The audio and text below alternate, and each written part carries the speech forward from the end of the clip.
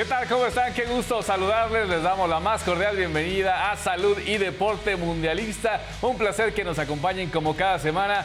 ¿Cómo estás, mi querido Rodrigo Rojas? Que pues ya es, ahora sí que habitual ya en este programa desde que arrancamos la versión mundialista. Ya empezamos a hacer de casa. Muchas gracias, Jorge, claro. por la invitación y por estar aquí con nosotros, toda la audiencia de Canal 14. Tenemos muchos temas que comentar. Platicaremos del partido de la selección mexicana, estos últimos amistosos que está teniendo de cara a la Copa Mundial de Qatar, que estamos a 10 días ya de la gran fiesta de las selecciones. Tendremos a grandes especialistas también en cuanto al fútbol con diversos temas y así poco a poco iremos desmenuzando el ámbito deportivo durante 60 minutos. Así los podemos contar los días. Ahora sí ya, 10 días de la Copa del Mundo y pues sí, obviamente tendremos mucho que platicar y ya lo comentabas, el partido que se jugó este miércoles entre México e Irak, el penúltimo partido amistoso de preparación para que tomen ritmo, como decía Martino en la conferencia hace algunos días, para que sirva como parámetro para algunos jugadores, no tanto, sino creo que sí, lo que dijo Martino es claro.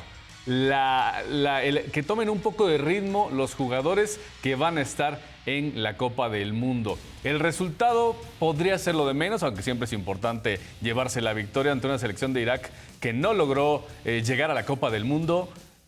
Tampoco es que haya hecho mucho en el partido de este miércoles. 4-0 gana la selección mexicana. 4-0 gana la selección mexicana, diferencia abismal en cuanto al terreno de juego y en cuanto a la competencia. Una posesión del 74% para el tricolor de Gerardo Martino y del 26% únicamente para la selección de Irak. Una selección que terminó en cuarto lugar dentro de su grupo en estas eliminatorias de Asia. Terminó abajo de selecciones como Irán o como Emiratos Árabes Unidos. Ya lo mencionabas, no le alcanzó para clasificar a la Copa Mundial. Entonces creo que no es el mejor sinodal a lo mejor para prepararte para una Copa del Mundo, pero lo que buscaba la federación era acercarte un poco a ese fútbol asiático porque te encontrarás contra una Arabia Saudita que fue la mejor de esas eliminatorias, ¿no? Me parece que el Tata Martino tendrá que llevarse algunos aciertos, como lo es Luis Chávez, el futbolista de Pachuca, que es un muy buen jugador. El tema de Alexis Vega, que cada vez se posiciona más como titular tras la baja del Tecatito Corona, que ahorita lo estaremos comentando. Gallardo también tiene un gran partido con gol y asistencia. Para muchos que teníamos esa duda de si a lo mejor Arteaga le podía robar esa titularidad, creo que Jesús Gallardo poco a poco se va posicionando ahí.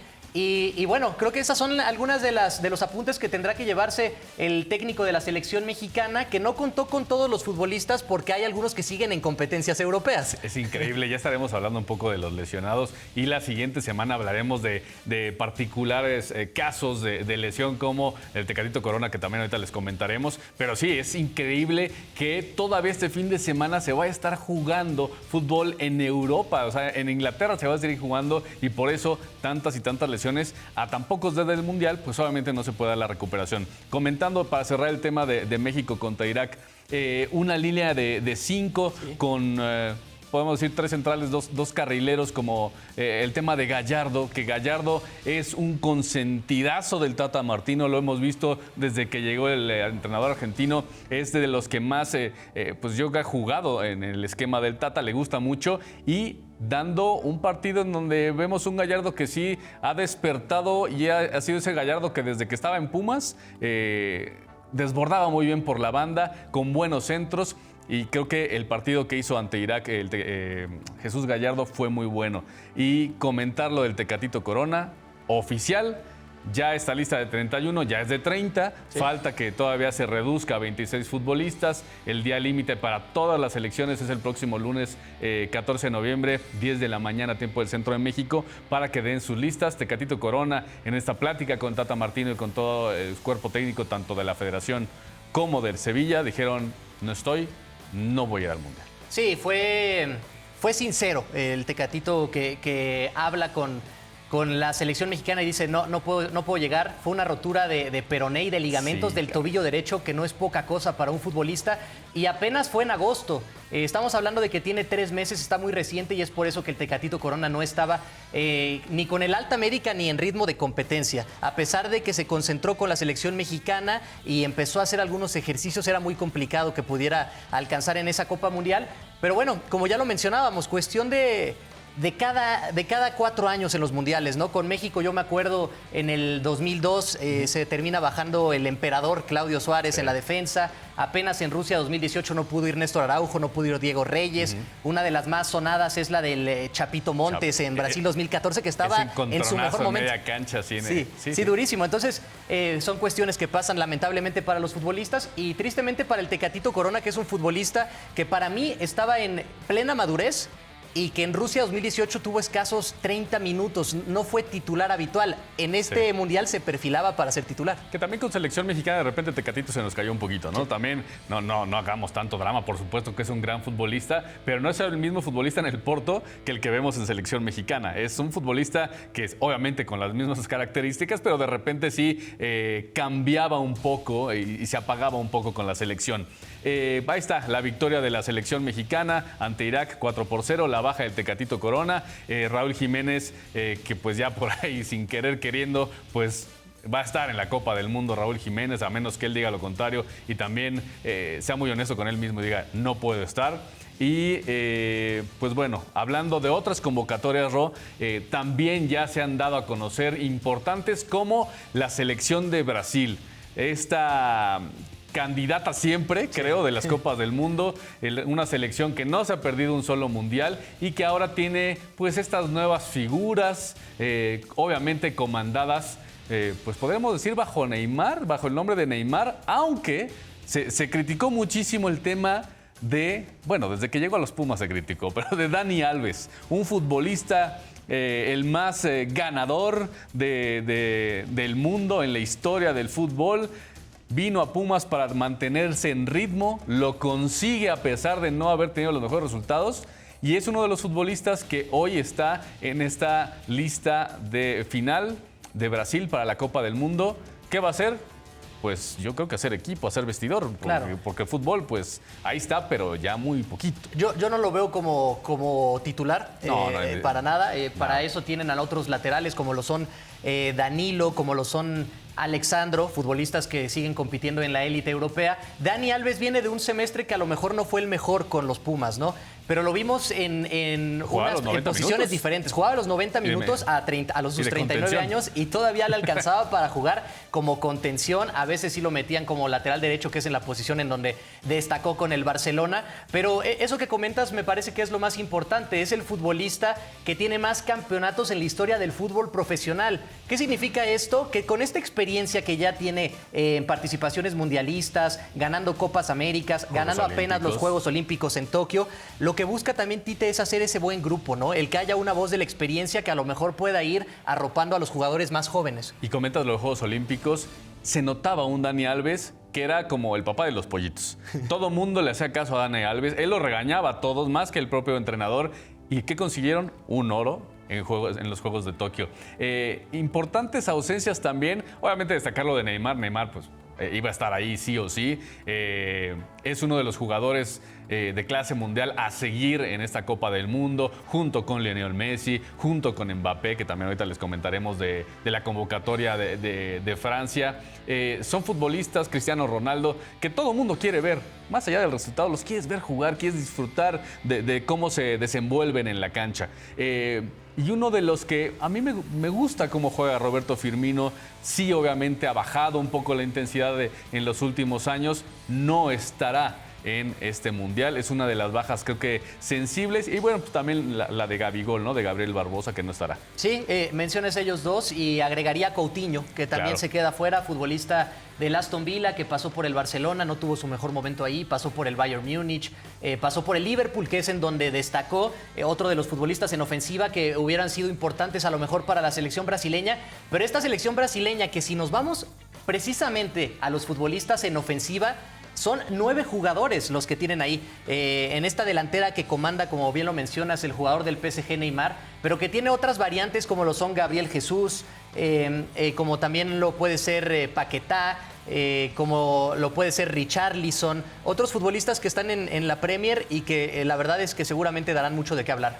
Así es, mucho de qué hablar esta selección brasileña. También ya se da a conocer la convocatoria de Francia. Obviamente con Mbappé, ahí está Antoine Griezmann, Hugo... Recambio en el medio campo, ya porque no está, Sí. no está Pogba y Kanté, pero están los mediocampistas del Real Madrid, que son jóvenes, No me digas ¿no? lo de Kanté. A mí es uno de los mediocampistas que creo que uno puede disfrutar muchísimo. Esta velocidad, este golpe de a media distancia de Kanté, de verdad, va a hacer mucha falta para el fútbol mundial y para Francia, ¿no? Pero bueno, se van dando poco a poco. Estados Unidos también ya dio a conocer su convocatoria. Croacia. Y bueno, vamos a revisar un poco del grupo B y justamente hablar de Inglaterra, que encabeza este sector y con una baja también importante que se da a conocer en las últimas horas, que es la de Reece James, defensa del Chelsea. Esta lesión de rodilla que tuvo hace ya varias semanas en un partido contra el Milan, pues no llega.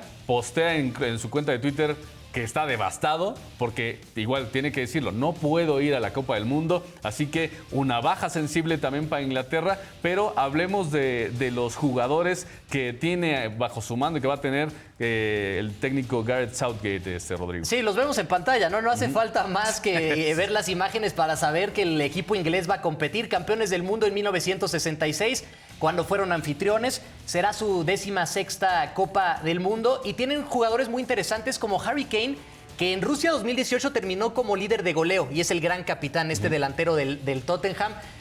Futbolistas muy jóvenes como lo son Phil Foden, como lo pueden ser también Bukayo Saka, Raheem Sterling ya un poquito más maduro, pero es una generación joven inglesa que acaba de perder la Eurocopa en Wembley, que es escenario contra Italia hace no más de 2 años, y que seguramente buscará revancha en esta Copa del Mundo. Para mí, pues candidatos a estar dentro de a lo mejor las mejores 4 o 8 selecciones. Yo también creo que sí. Yo también creo que se van a meter bastante la selección inglesa. Y Estados Unidos también están en el grupo B junto con Gales e Irán. Estados Unidos, que como bien mencionas, ya de a conocer su lista.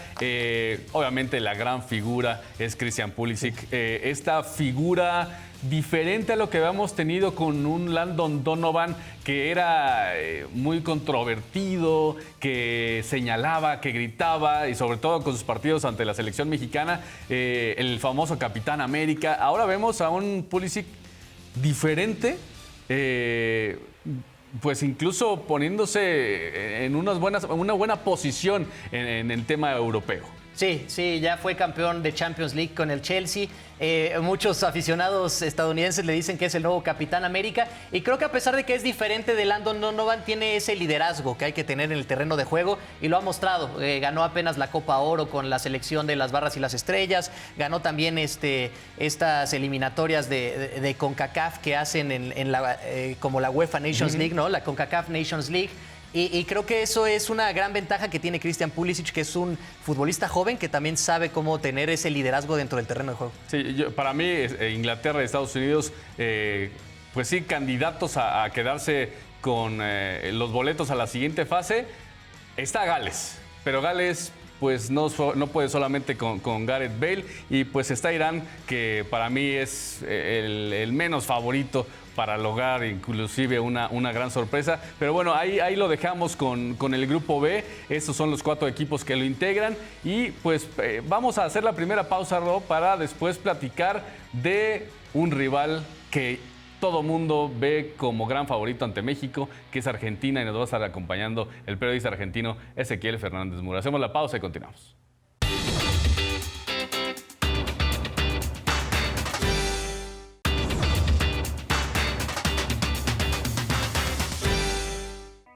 Continuamos en Salud y Deporte Mundialista, a pocos días de que arranque ya la acción en Qatar, y nos da muchísimo gusto saludar al periodista argentino Ezequiel Fernández Mur, quien nos va a platicar justamente de Argentina, de la selección que es la segunda selección que va a ser rival de México en Qatar. ¿Cómo estás, Ezequiel? Qué gusto saludarte. Hola, Jorge y Rodrigo, un gusto hablar con ustedes. El gusto es nuestro, Ezequiel. Pues platícanos un poquito qué puede esperar Argentina de su selección, qué tanta ilusión les genera este combinado, que la verdad es que ha tenido años fantásticos y que parece que camina bien con Scaloni. ¿Qué espera Argentina de su selección? ¿Tenemos ilusión? Sí, claro. A ver, es un país muy futbolero, eso ya se sabe. Y todo inicio de mundial, toda previa de mundial genera en Argentina siempre ilusión. Pero esta vez hay una ilusión que tiene un fundamento mayor. ¿Por qué? Porque Argentina ganó la Copa América, la ganó bien y porque el equipo comenzó a crecer luego de esa conquista. La química que se formó allí entre Messi y el resto de los jugadores es muy notable. Impresionó mucho la emoción de los propios jugadores por ayudar a que Messi ganara un título con la selección argentina por fin. Recordemos que Argentina rompió una sequía de 28 años sin títulos en su selección mayor, y entonces eso generó inclusive se ganó ese título en la Casa de Brasil, en el Maracaná, uno de los fortines más inexpugnables en la historia del fútbol mundial, y allí fue Argentina a ganar ese título. Y como el equipo creció, no paró de crecer desde esa conquista, entonces la ilusión también creció, y hay mucha credibilidad por parte de la afición hacia el cuerpo técnico de la selección, que comenzó con una desconfianza bastante masiva y sin embargo nos fue obligando a todos a reconocer que allí había un trabajo muy interesante y que marca un crecimiento también de ese cuerpo técnico. Ezequiel, siempre está muy metida la afición en cualquier país, pero sobre todo en Argentina. En Argentina de verdad que viven de una forma muy, muy especial el fútbol.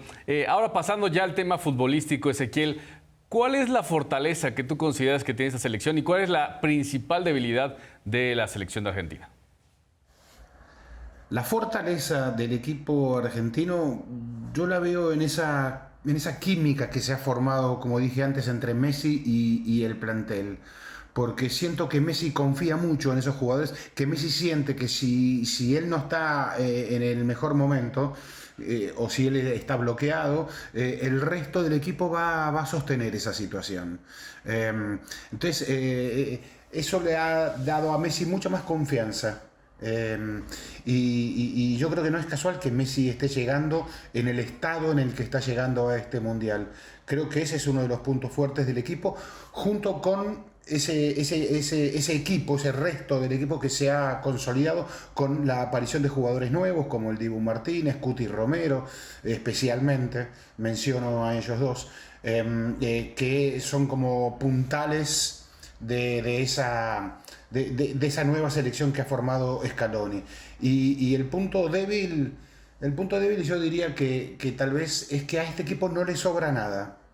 Es decir, este equipo necesita que toda esa química que se ha formado de compromiso colectivo y solidario del equipo, en el que casi nadie renuncia a correr, entonces funcione 100%.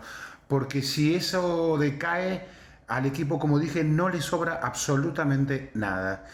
Y como es un mundial muy parejo, entonces las posibilidades de que Argentina también pierda contra rivales que tal vez no estaban en los papeles, puede suceder. Perfectamente puede suceder. Se ha generado demasiada expectativa y como sabemos que a veces los aficionados argentinos, y no solo los aficionados, en Argentina tenemos algunas bromas muy importantes respecto de nuestro ego, de etcétera, etcétera. Entonces a veces creemos que vamos a jugar el mundial solos, que no hay rivales, y que entonces con esta selección lo natural sería salir campeón mundial. Bueno, nos olvidamos que sí, que hay rivales y que son buenos. Ezequiel, y bueno, la afición mexicana quiere saber también a qué se va a enfrentar con esta escuadra de Scaloni. ¿Qué bajas hay? Porque se ha hablado mucho de los lesionados, de los futbolistas que se van a perder la Copa Mundial. Así que, ¿cuáles son los lesionados o estas bajas que tendrá la selección argentina? Lesionados de importancia, y la baja de Lo Celso es la más importante. ¿Por qué? Porque Lo Celso es un jugador clave para el armado de Scaloni en el mediocampo. Paredes, De Paul, Lo Celso, ese mediocampo funciona muy de memoria. Lo Celso ha jugado 35 partidos en la era Scaloni, ha sido el jugador que más asistencias dio en la selección en la eliminatoria sudamericana. Y es un jugador que incorporó a su fútbol, incorporó sacrificio, y tiene recorrido con su pierna zurda de ida y de vuelta. Entonces Scaloni mismo dijo que no tiene un jugador que reemplace esa función de Lo Celso. Entonces dijo que claro, que sí, que tiene otros jugadores que numéricamente podrá ser reemplazado, pero en funcionalidad es una baja para lamentar y fuerte en la selección argentina. Diría que es la más importante. Hay jugadores que también están llegando con lo justo al Mundial, algunos con alguna inactividad importante. Cuti Romero, por ejemplo, que es un jugador clave, no ha jugado en los últimos tiempos. Di María también se está recuperando del desgarro, ya está recuperado. Paredes también se recupera de una lesión.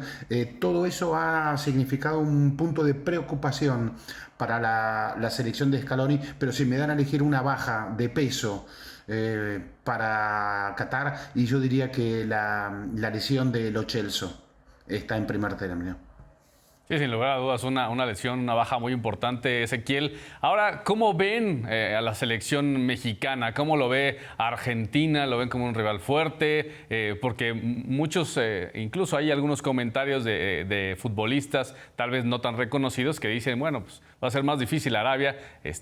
Creo que ahí de repente no medimos un poco esas declaraciones, ¿no, Ezequiel? A esta selección mexicana en Argentina creo que la vemos. A ver, primero diría que sabemos que México fue siempre rival difícil para Argentina en mundiales. Aún ganando a Argentina, costó, como dirían, sangre, sudor y lágrimas ganarle a México. Y es un mundial, con lo cual cualquier cosa que yo esté diciendo aquí puede quedar superficial.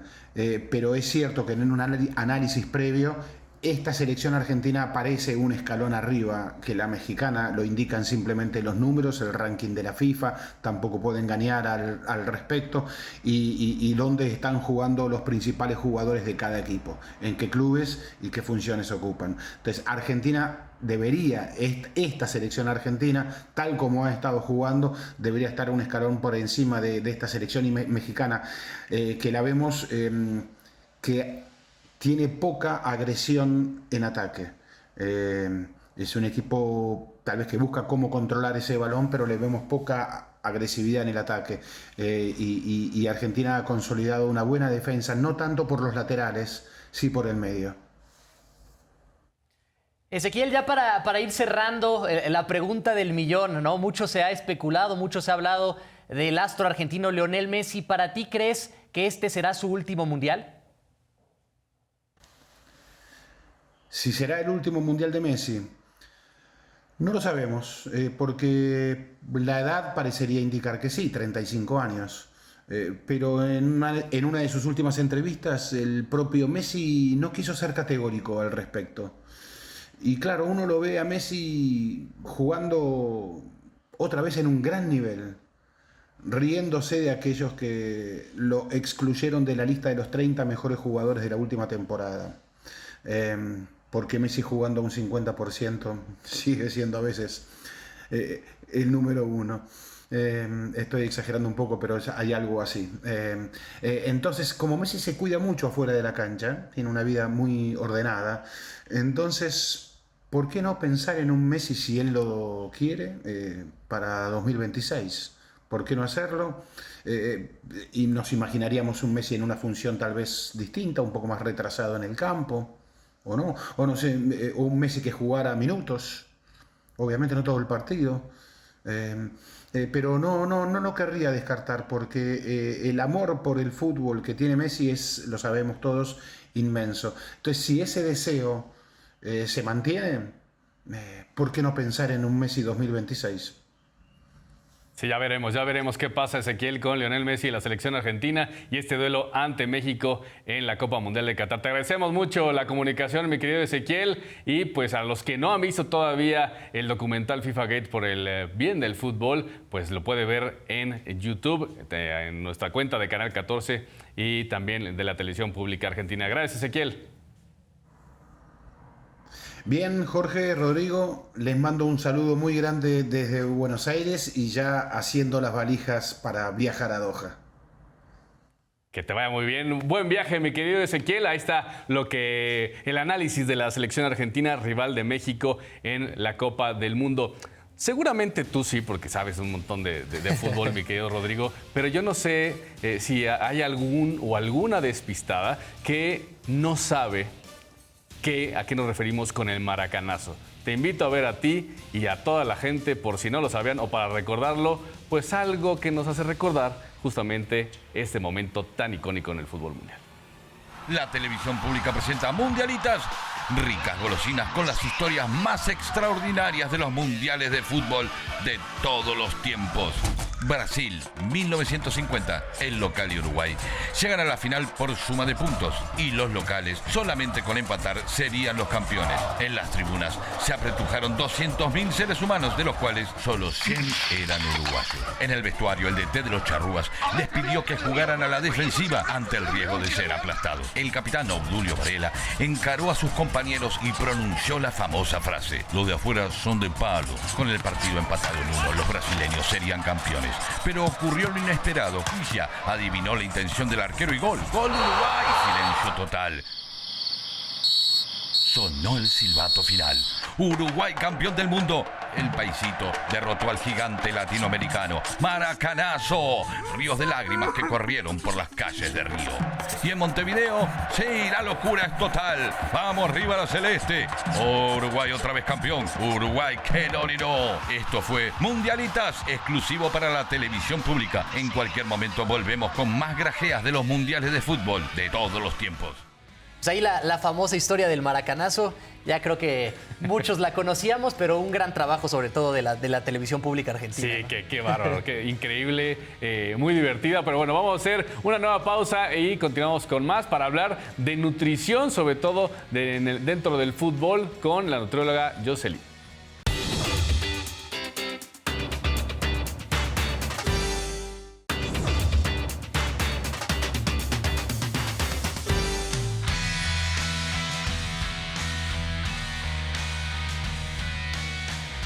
Continuamos en Salud y Deporte Mundialista y es hora de hablar de temas de salud con Jocelyn Madrigal. Ella es nutrióloga del Instituto Politécnico Nacional y enfocado en esta ocasión meramente al fútbol. ¿Cómo estás, Jocelyn? Qué gusto saludarte.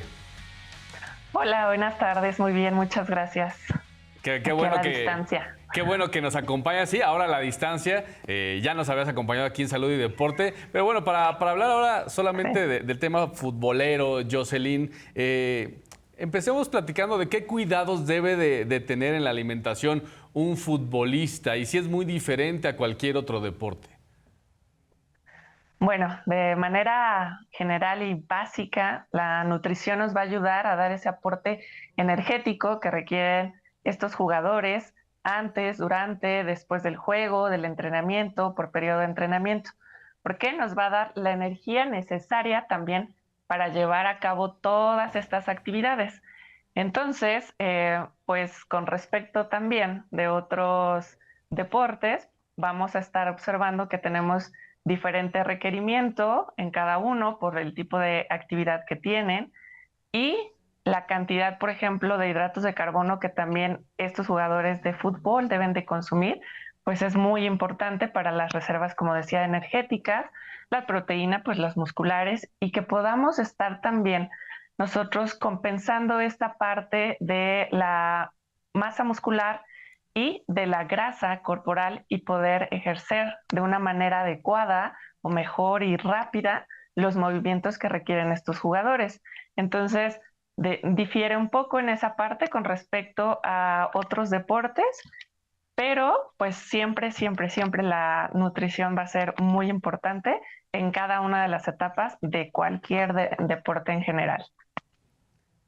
¿Qué tal, Jocelyn? Me da mucho gusto saludarte. A mí me gustaría empezar a platicar un poquito sobre qué alimentos te dan más energía y cuál sería a lo mejor un buen plan alimenticio para alguien que se encuentra ya en una concentración. Ahorita platicábamos de la selección mexicana, unos días de la competencia que todo el mundo espera ver, que es la Copa Mundial. ¿Qué tantas facilidades deben o no deben de tener y qué alimentos pueden o no pueden comer, ¿no?, en estos momentos? Sí, claro. Pues mira, principalmente siempre hemos platicado que debe ser individual. Todos por persona, lo que requiere, las actividades que hace, porque a pesar de estar haciendo todos el mismo deporte, fútbol, pues no tienen ni la misma estatura, a veces la misma edad, composición corporal que decíamos, las mismas actividades como pues durante a lo mejor que trabajen o que solo se dediquen al deporte o que estudien. Entonces, todo eso debemos de contemplarlo de manera inicial, todas sus actividades y tiempos de descanso. Siguiente.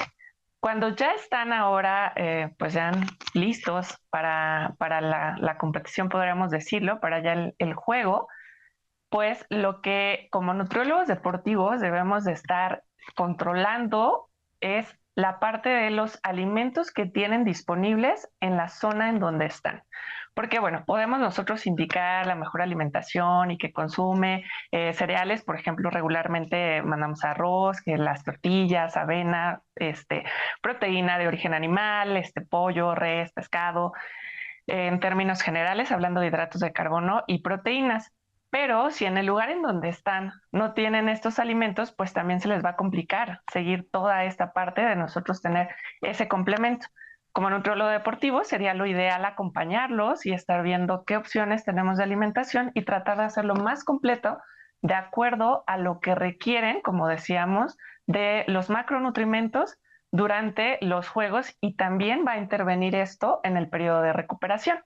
Entonces, bueno, parte de energía, si la queremos de manera instantánea, pues azúcares simples, como pues regularmente dan las bebidas deportivas, gelatina, por ejemplo, azúcar de mesa, miel, pero ya de manera, digamos, prolongada, que nos dé energía por más tiempo, pues son los cereales principalmente que se indican para este tipo de reservas energéticas que nosotros necesitamos.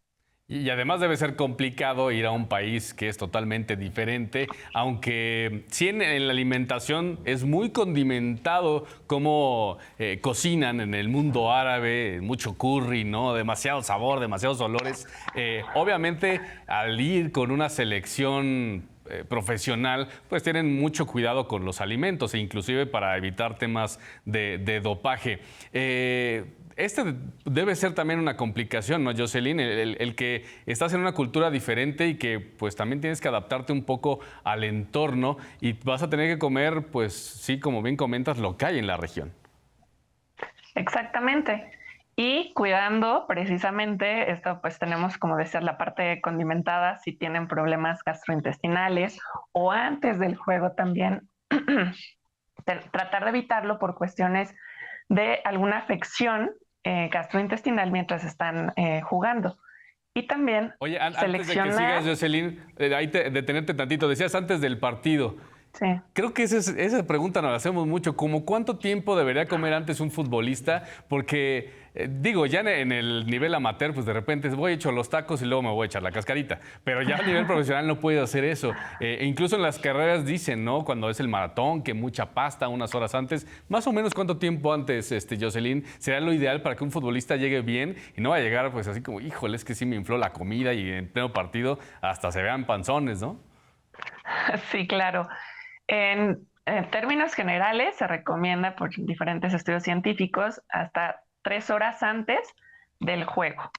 Pero, pues lo mismo va a ser individual. A veces pueden ser 2 horas antes. Hay personas que no pueden ni siquiera comer esas 2 o 3 horas antes porque tienen esa inflamación.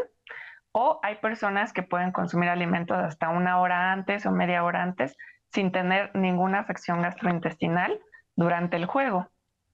Pero pues puede ser 3 horas antes y no presentar ningún problema de acuerdo a lo que se ha visto en estudios científicos. Y pues como decíamos, la recomendación de que no sea muy grasoso también, que si ya tenemos alguna afección por los condimentos en cuestión gastrointestinal o simplemente igual nos gustan, pues tratar de buscar pues hasta podríamos decir lo más simple en cuestión de sabor, refiriéndonos a sabor, para evitar todas estas afecciones. Y pues sí, es complicado, entonces culturalmente encontrar los alimentos, y también como están ya en concentración regularmente no pueden estar fuera para buscar otros alimentos, y entonces pues todo eso nosotros también tenemos que irlo evaluando y vamos sumando de cuáles son los pros y los contras del plan de alimentación que se pueda seguir durante esta temporada. Oye, Jocelyn, ¿qué porcentaje dirías o cómo funciona ese porcentaje en cuanto al balance de la alimentación y el ejercicio en un cuerpo sano, en un cuerpo saludable o incluso hasta en un cuerpo atlético, ¿no? Como lo tienen la mayoría de los futbolistas o de los deportistas? ¿Cuál sería ese balance que se debe de hacer y qué porcentaje dirías que es la alimentación y cuál es el ejercicio, ¿no? Pues regularmente la alimentación viene siendo el 70% para asegurar ese rendimiento que tienes, también evitar las lesiones que se puedan presentar, como decía, tener una adecuada recuperación. Si se tiene una lesión, igual se puede recuperar mejor con una nutrición adecuada. Y con respecto a los macronutrientes, pues dependiendo del deporte se van a estar manejando. En este caso necesitamos mayor cantidad de los hidratos de carbono, que sean un 50-60% de la ingesta total que tenga cada uno de los jugadores. Y también la cantidad de proteínas la vamos variando de acuerdo a lo que requiere. Y también si no tiene ninguna afección, principalmente renal, alguna enfermedad, principalmente renal, y vemos toda la alimentación e historial como siempre completo.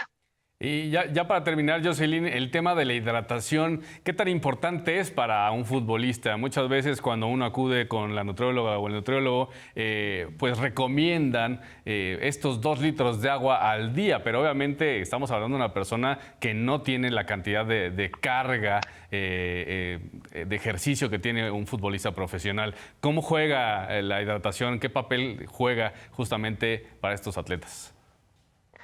La hidratación va a ser sumamente importante, el consumo de agua simple, porque nos ayuda a regular la temperatura, que sabemos que aumenta durante el ejercicio, por ejemplo. También va a ser un vehículo para los nutrimentos que nosotros consumimos a través de los alimentos. Nos va a ayudar, por ejemplo, también a lubricar las articulaciones y pues evitar algún tipo de deshidratación, por cuestión de la actividad que se está realizando.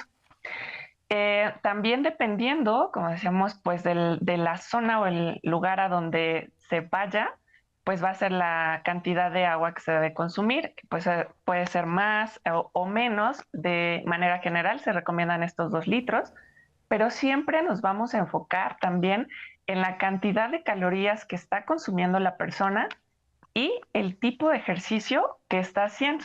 Lo vamos a evaluar de una forma fácil y científicamente escrita, que se puede evaluar esta cantidad de consumo del agua simple.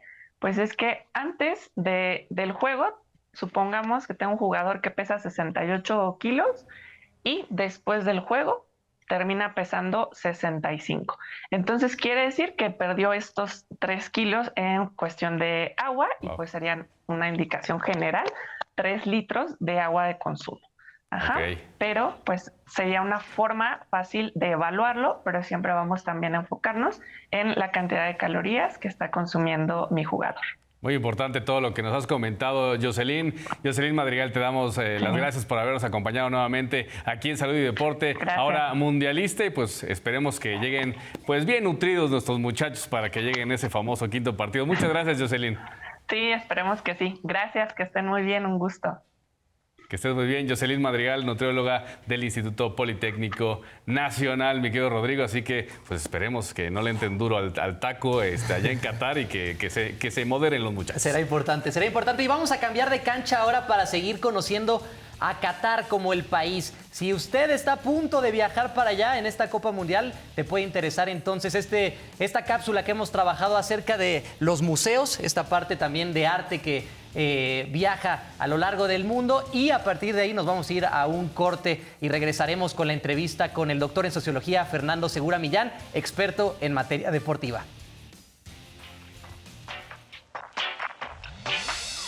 El Museo Nacional de Qatar es una increíble obra de arte.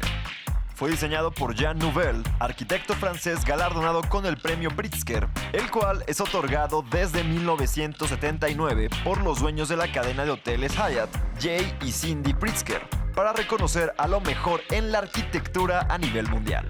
Nouvel, para crear esta pieza arquitectónica, se inspiró en la rosa del desierto, un fenómeno natural mediante el cual se forman cúmulos de cristal en forma de pétalos cuando las condiciones ambientales son secas y arenosas. Se encuentra ubicado en el extremo sur del Paseo Marítimo de Doha y es completamente un viaje en el tiempo donde los visitantes tienen un recorrido de poco más de 2.7 kilómetros. Dentro de sus 11 galerías permanentes, los visitantes pueden sumergirse en la historia y la cultura de Qatar al maravillarse con todos los artículos históricos que contiene, donde podrán vivir experiencias desde sonoras y visuales hasta olfativas. Como parte del ambicioso proyecto de la Copa Mundial, el museo pretende conectar con los turistas y dar a conocer el pasado del Emirato con su presente y futuro, ya que es un país profundamente arraigado en la tradición y sus proyectos urbanos.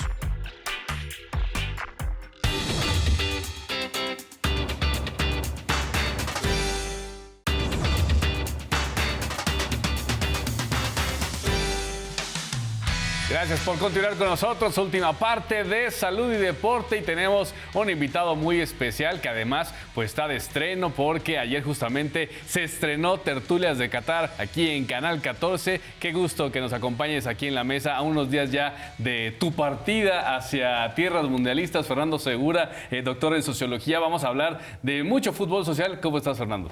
Hola, Jorge. Hola, Rodrigo. Un gusto, un placer estar con ustedes. El gusto es nuestro y apenitas estuvo aquí con nosotros porque, como bien les digo, ya se nos va en unos días más a Qatar. Bueno, entrémosle de lleno al tema del fútbol social. ¿Qué es? ¿Para qué sirve? ¿Cómo podemos incluso verlo en las calles de nuestro país y en el mundo?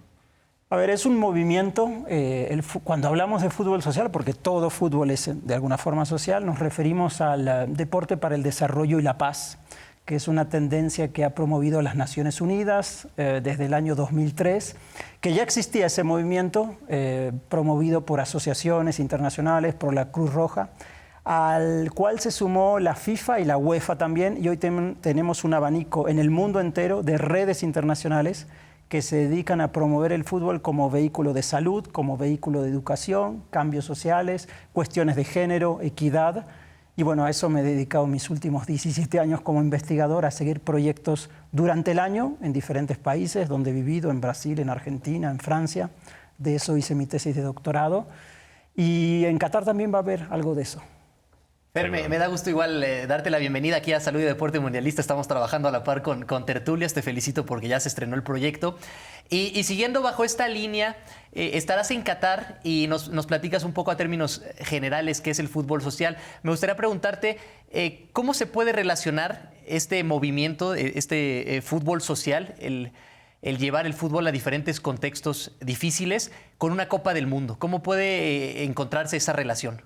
Sí, muy buena pregunta, Rodri. El primer antecedente concreto surgió en el Mundial Alemania 2006. Hubo un festival social de muchísimas asociaciones que se reunieron en Berlín y la FIFA observó ese festival social y dijo, vamos a incorporarlo a la agenda de alguna forma mundialista. Hubo un programa que se llamó Football for Hope, que duró durante más de una década. Y en el siguiente Mundial, en Sudáfrica, lo incorporaron como el Festival Football for Hope de la FIFA. Yo en lo particular empecé con estos festivales en Brasil 2014. Yo vivía en Brasil, en Río de Janeiro, y fui a observar este Festival de Football for Hope, al cual viajan chicos y chicas, porque también se trata de un fútbol mixto, hay diferentes modalidades, pero yo celebro que este fútbol social sea mixto. Y desde ahí pude hacer observación de campo. Entonces la FIFA y la UEFA también han incorporado a sus grandes eventos festivales sociales de esta naturaleza. Son de estas acciones, porque muchas veces lo criticamos, ¿no? Criticamos a la FIFA, criticamos a la UEFA, que si bien creo que sí podrán hacer mucho más con todo el dinero que se genera y más con un mundial, pero también a veces hay que ponerles esa palomita o esa estrellita de que por lo menos hacen este tipo de eventos como Football for Hope. Dices que estuviste en Alemania, estuviste en Brasil, en Rusia. ¿Cómo ha influido justamente el fútbol o las copas mundiales dentro del fútbol social? Hablando en específico de las últimas dos. Lo que da es visibilidad, de repente, a estas causas, a estas asociaciones que trabajan a lo largo del año con jóvenes en situación de dificultad o con adultos también. se le genera una vitrina muy importante y se inserta en la agenda pública. Hay, por ejemplo, programas como en Colombia, que surgió en los años 90, Fútbol por la Paz, un programa que surgió en Medellín, fantástico, que de repente terminó en ramificaciones de estos festivales. Entonces, aquellos proyectos que empezaron en el barrio y que de repente no tenían tanta visibilidad, al estar ahí en los ojos de los reflectores, generan más atención mediática, pueden tener más recursos públicos o privados. Ese te diría que es la relación, les diría que es la relación inmediata entre este fútbol social y los grandes eventos deportivos. Oye, Fer, estuviste hace no mucho en el Street Child World Cup, este proyecto que también se dio en Doha con diferentes chicas en situaciones complejas. Hubo representación mexicana. Platícame un poquito, tú que has visto estos proyectos y estos programas de cerca, ¿cuál considerarías que es el mejor a nivel internacional y cómo fue esta experiencia? Bueno, todos tienen algo de bueno, de positivo, porque es algo muy noble y, como decía aquí Jorge, es algo que le podemos poner una palomita de aprobación a estas grandes instituciones a las cuales les debemos exigir más. El que yo más disfruté, y para mí fue de los 15 que he observado, fue el de la Eurocopa 2016 en Francia. Realmente, ¿por qué fue el mejor? Porque se incorporaron a ese festival de fútbol en 3 tiempos, fútbol mixto, personas amputadas de países africanos que sufrieron guerras civiles, entonces había toda una cuestión de la integración social. En el de Rusia luego se incorporaron chicos con síndrome de Down. Entonces yo les diría que eso es fantástico, es muy emotivo, estar ahí genera muchísimas cosas que incluso nos hacen cambiar de mentalidad con respecto a lo que es el deporte. No siempre el deporte tiene que ser competitivo, de alto rendimiento para generar cambios sociales tan significativos. En Doha, como tú decías, Rodri, yo estuve en un mundialito al cual fue una delegación mexicana y eso va a ser parte del programa 3 que vamos a sacar aquí. No te adelantes. Pero lo anuncio de alguna forma. El programa 3 previo que vamos a sacar aquí en Canal 14 seguía esa selección mexicana en su preparación y en la estancia que hicieron en Doha. Se trató de un fútbol un poco más competitivo que el fútbol 3 tiempos que yo observé en los festivales de Francia y de Rusia, pero bueno, igual es fútbol social, tiene un propósito social antes que el deportivo. Entonces, para entender el fútbol social de una forma sencilla, es cómo a través de eventos como una Copa Mundial se acerca a la población en general este deporte, es decir, no importa que no vayas a ser un jugador profesional, si vives en lo más alejado, en la sierra más alejada de México, hasta allá puede llegar el fútbol con diferentes programas, con políticas incluso públicas que acerquen, no solamente el fútbol, pero en este caso estábamos hablando de fútbol, que lo acerquen a cualquier persona. ¿Eso lo podemos entender así? Sí, gran parte sí, y yo le agregaría que el fútbol o el deporte social tiene la finalidad de tener una causa social antes que la deportiva. Es decir, puede haber conexiones, en la teoría de conjuntos, digamos, una conexión entre la esfera deportiva y la esfera social, pero el fútbol social en sí va a equidad de género, cada problemática, cada contexto tiene su particularidad, entonces es adaptar herramientas a cada contexto en particular. Los grandes eventos solo le dan visibilidad a esto que existe durante todo el año y lo más importante es durante el año, es decir, el mundial, los mundiales, la Eurocopa son un momento donde solo algunas asociaciones pueden llegar. Yo creo que aquí estamos en potencia y para un país como México de grandes aspiraciones de políticas públicas que no han sido del todo hasta ahora aprovechadas y creo que tenemos una gran potencialidad en México, como lo ha hecho Colombia, por ejemplo, de generar políticas públicas de largo aliento en esta área del deporte social. Oye, Fer, ¿cuál dirías que es el legado que dejan estas iniciativas, estos programas, después de diferentes competencias a través del fútbol social? ¿Y qué tanto consideras que permanece ese agente de cambio en estas sociedades después de que a lo mejor terminan esos torneos? Yo diría que más que percibir esto como torneos, que los percibamos como festivales. Porque sí hay en algunos casos torneos, pero cuando se trata de un festival, además del fútbol, el deporte o el básquetbol u otro deporte que se pueda incorporar, se incorpora el arte, el teatro, la cultura. Entonces ese es el legado. Y luego la generación de jóvenes líderes, jóvenes que luego van a influir en su comunidad y van a generar todo un proceso de cambio y lo van a continuar más allá de ese momento específico que es un festival internacional. Muy importante lo que nos comentas, Fernando, y por supuesto estaremos al pendiente de todo lo que nos traigas en Tertulias de Qatar aquí a través de Canal 14.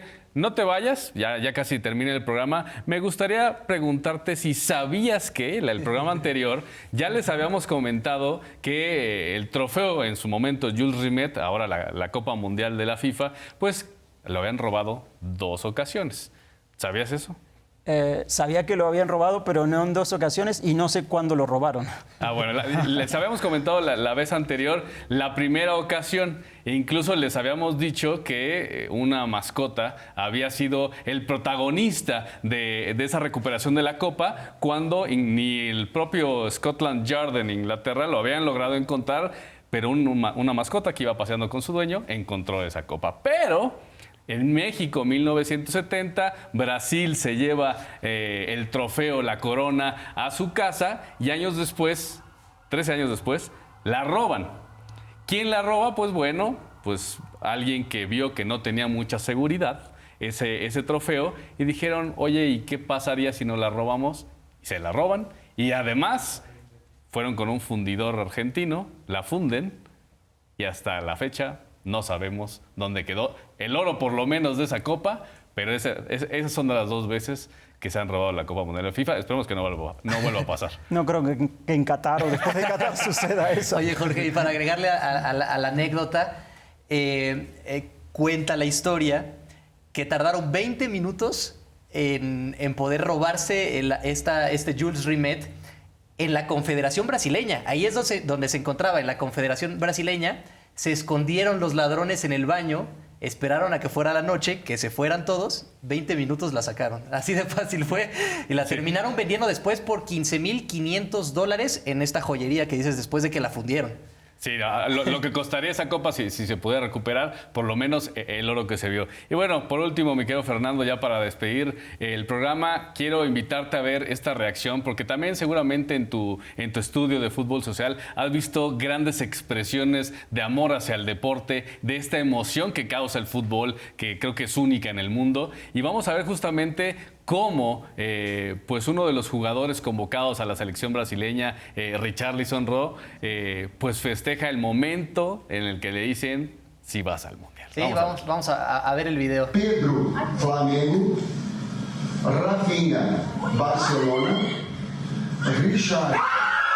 Ahí estamos viendo el momento exacto en donde los futbolistas de la selección brasileña reciben la convocatoria de que van a representar a su país en una Copa Mundial.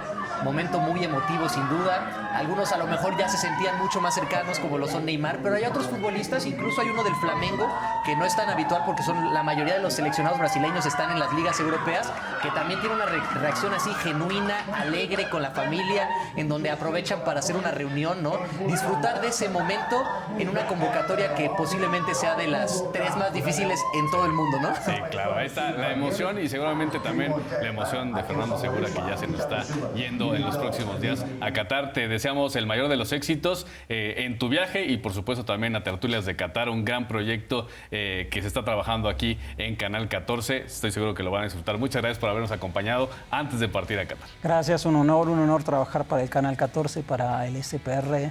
Así que bueno, daré lo mejor que pueda con mi equipo, tanto allá en Doha como aquí. Rodri forma parte de mi equipo, así que bueno, un abrazo para toda la audiencia y para ustedes. Seguiremos disfrutando de ese trabajo que ya se estrenó este miércoles pasado. De esta forma llegamos al final, mi querido Ro, muchas gracias por haber estado aquí nuevamente. Un honor, muchas gracias, Jorge, a toda la gente que nos sigue a través de Salud y Deporte Mundialista. Y bueno, así seguiremos platicando poco a poco de lo que se vaya desarrollando en Qatar. Así es, muchas gracias a todos ustedes por habernos acompañado y nos vemos la próxima semana aquí en Salud y Deporte Mundialista.